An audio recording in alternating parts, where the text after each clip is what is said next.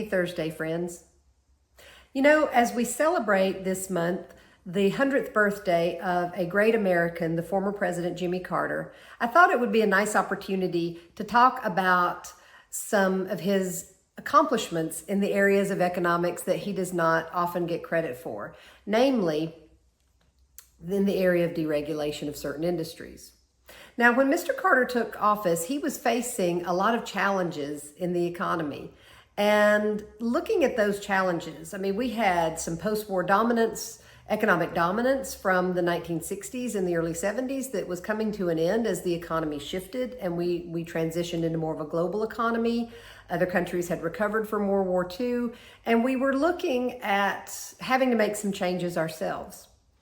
What Jimmy Carter saw was that in the areas of airlines, transportation, energy, and certain other industries, that we had these oppressive regulation policies that were costing everyone more money.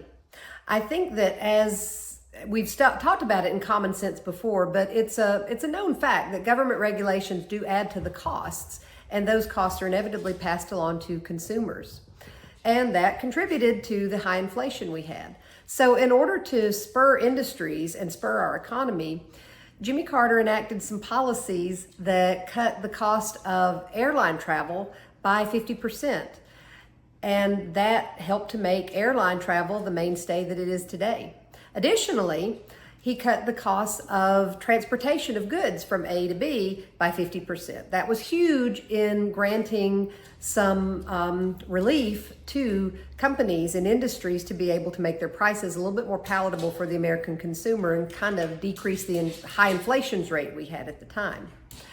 Now, during that, academia had also done some research into this, and even the most liberal economists were starting to say that imperfect markets are better than having these oppressive regulations that were causing a stranglehold on certain energies, and it was very restrictive to our economy.